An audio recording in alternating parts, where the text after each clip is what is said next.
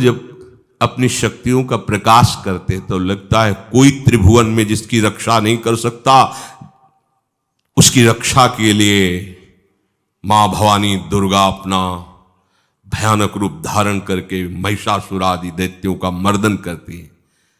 प्रभु है उस रूप में, दूसरा नहीं है। तो उनकी सामर्थ्य कितनी है? दुर्गा कोटि अमित अरिमर्दन।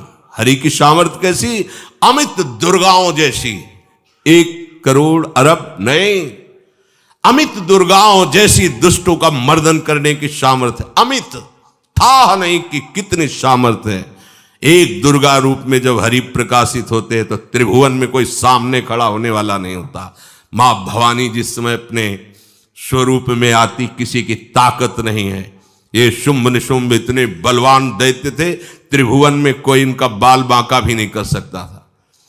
स्मरण किया समस्त देवताओं ने तो भगवान से ही शक्ति का प्रादुर्भाव हुआ। इतना सुंदर रूप मां भगवती का।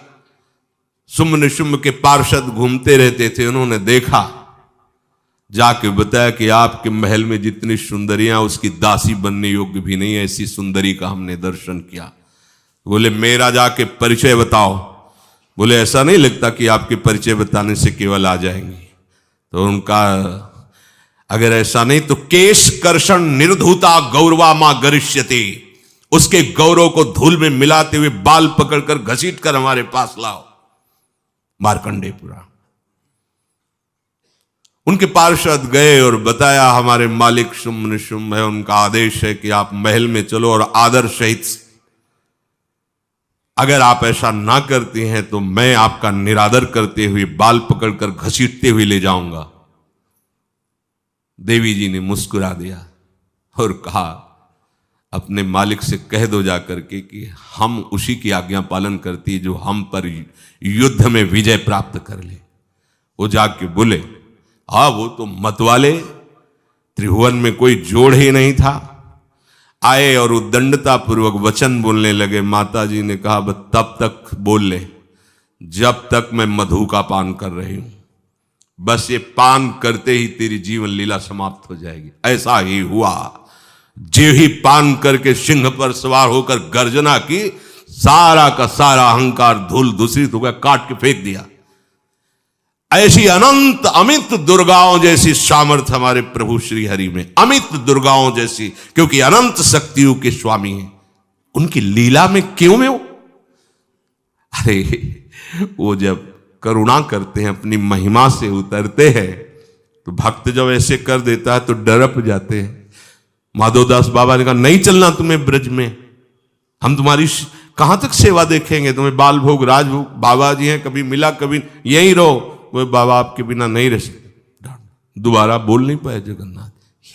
ये सुन करके हृदय बलिहार होता है। ओ ऐसे सामर्थ्यशाली प्रभु अपने भक्त के प्रेम प्रणय पर भी कितना डरते हैं। ये भक्त नाच पड़ता है। ये कुतर्क की संशय की वृत्ति यहां प्रवेश नहीं करती। दुर्गा कोटि अमित अरिमर्दन, अमित गिनती नहीं ऐसी अनंत दुर्गाओं जैसी शक्ति हमारे प्रभु में विराजमान है।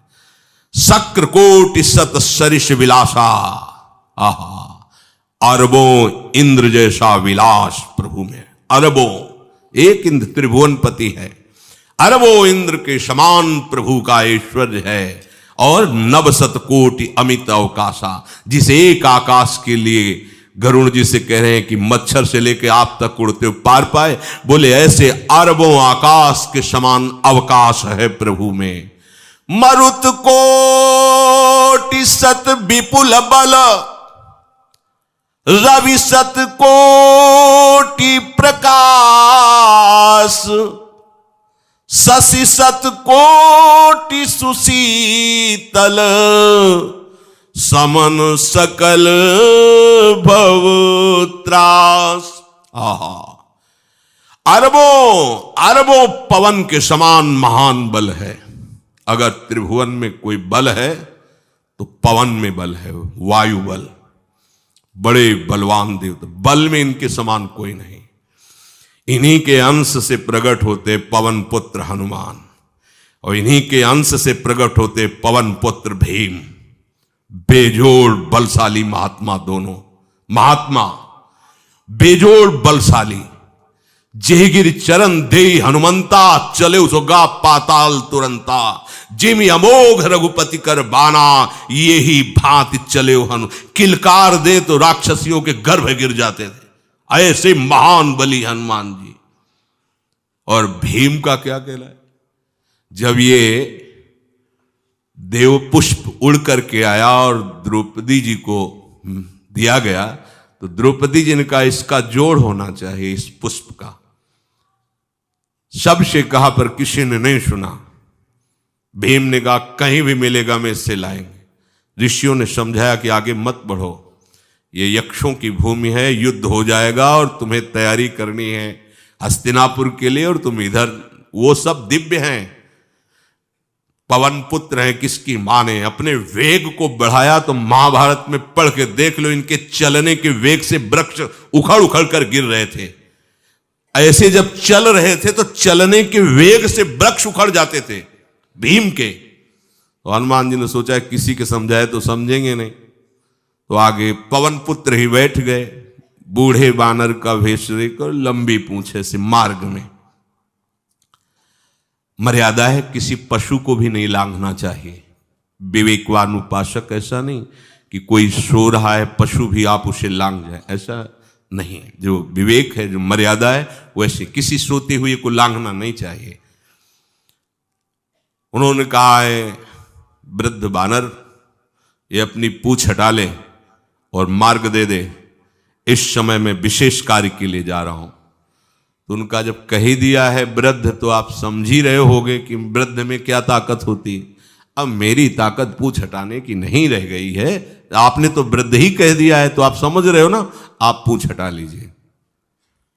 कहा हमारी आज्ञा की अवहेलना करे, ऐसे उठी नहीं, दोनों हाथ लगाया, नहीं उठी, पूरी ताकत लगा दी। पवन पुत्र भीम की पूरी ताकत लग गई, पूंछ जरा से भी नहीं ली। हाथ जोड़ के खड़े बोले हम समझ गए हमारे बड़े भ्राता आप हनुमान जी हैं, क्योंकि ऐसा कोई बानर सृष्टि में पैदा नहीं हुआ कि मैं उसकी पूंछ ला हिला सकूं। मैं समझ गया।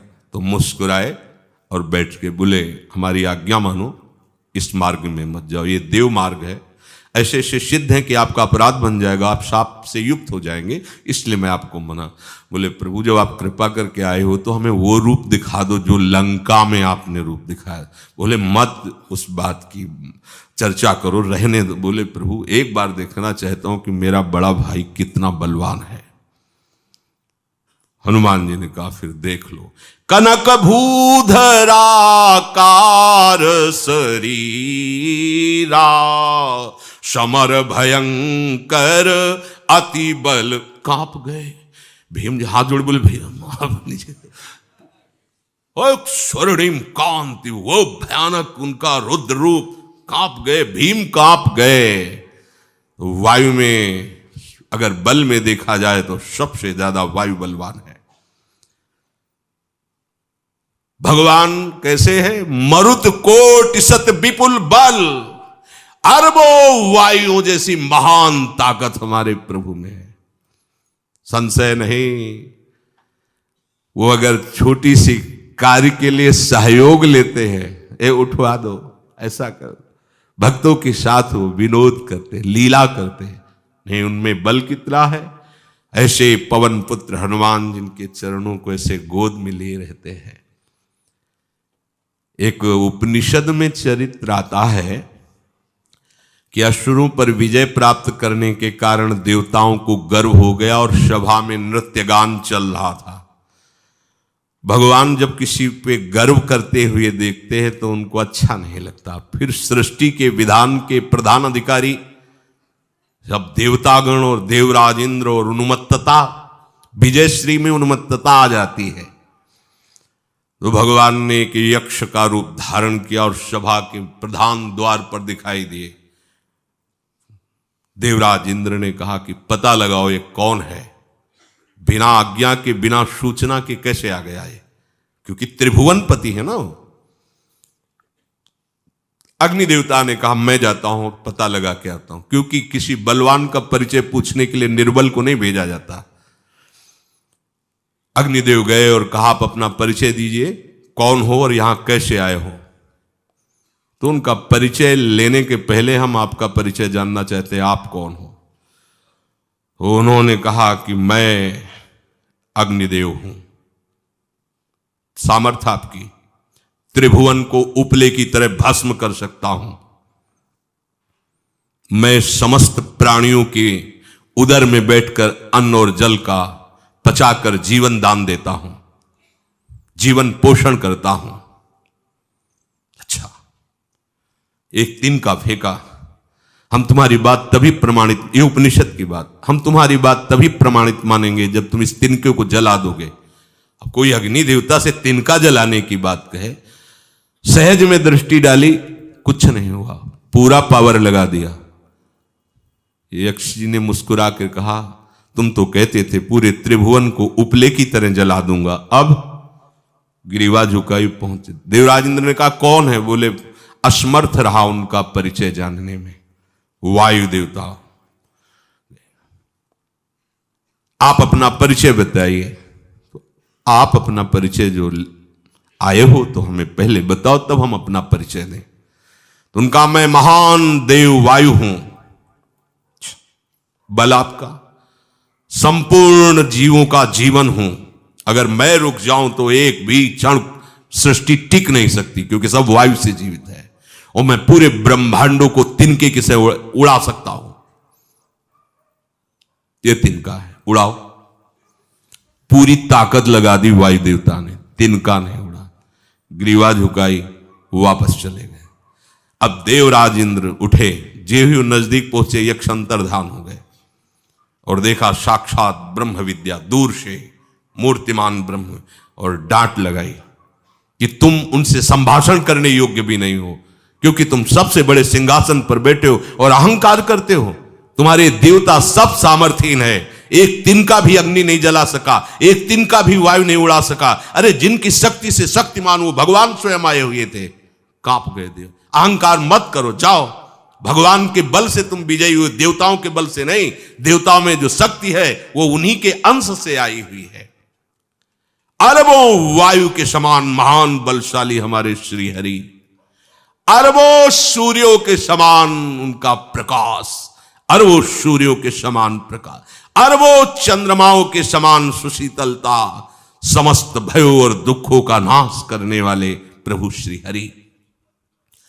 काल कोटि सत सरिसती, दुस्तर दुर्ग दुरंत, धूम के तु सत कोटिशम, दुराधरस भगवंत।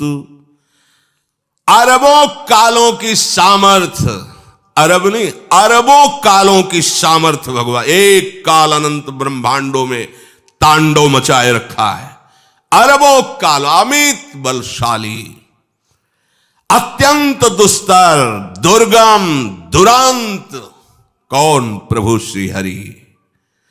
अरबों धूमकेतुओं के समान अत्यंत प्रबल सामर्थ्यशाली प्रभु, अगाध सत कोटि पताला, शमन कोटि सत सरिष कराला, तीरथ अमित कोटि सम पावन, नाम अखिल अघ पूग नशावन। कितने अथाह हैं प्रभु? बोले अरबों पाताल से भी बढ़कर, अरबों पाताल से भी बढ़कर गहरे हैं, कोई था नहीं पा सकता। कितने भयानक हैं? अरबों यमराजों से भी ज्यादा भयानक प्रभु श्री हरि हैं। अनंत कोटि तीर्थों को भी पावन करने वाले परम पवित्र जिनके श्री चरण है, वो तीर्थपाद श्री हरि हैं। अनंत तीर्थों की उनका नाम ही संपूर्ण विश्व के पाप समूहों का नाश करने में समर्थ है। हिमगिरि कोटि अचल रघुवीरा, सिंधु कोटि सत समगंभीरा, कामधेनु सम कोटि। आहा, देखो अब किसके सामने तुम्हें हाथ पसारने की जरूरत है? समझो, अगर अपने प्रभु को जान जाओगे, समझ जाओगे, तो फिर कहीं इधर उधर झांकने की जरूरत नहीं, किसी के सहयोग की जरूरत नहीं। कैसे प्रभु? ऐसे वो स्थिर हैं कि जैसे तूफान चल रहा और हिमालय का आश्रय ले लो तो डरने की जरूरत नहीं, कोई भी तूफान हिमालय को उखाड़ नहीं सकता। ऐसे ही कह रहे हैं, अरबों हिमालयों जैसी स्थिरता प्रभु श्री हरि में है। आहा, अरबों समुद्रों के समान गंभीर है। कामधेनु सत कोटि समाना, सकल काम दायक भगवाना, सारद कोटि अमित चतुराई, विधि सत कोटि सृष्टि निपुनाई, विष्णु कोटि सम पालन करता, रुद्र कोटि सत सम संघरता।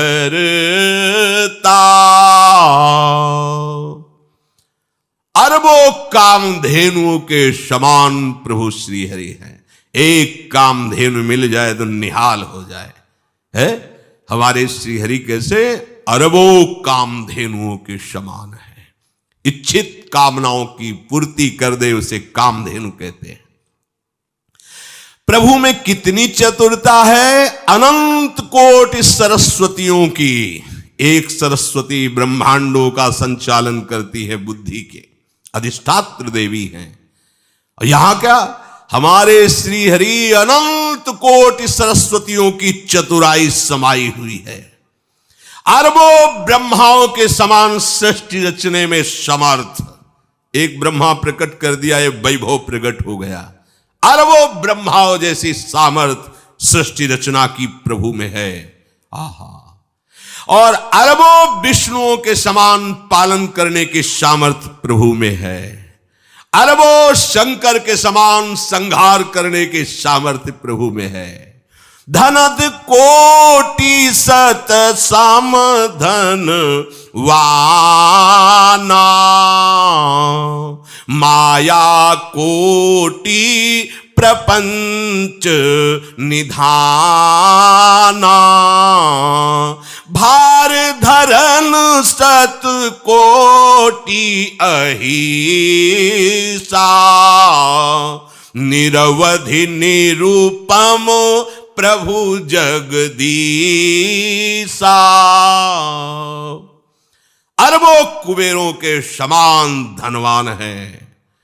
अरबों मायाओं के समान सृष्टि करने में सामर्थ्यशाली है। अरबों शेष भगवान के समान अनंत भार उठाने में समर्थ है।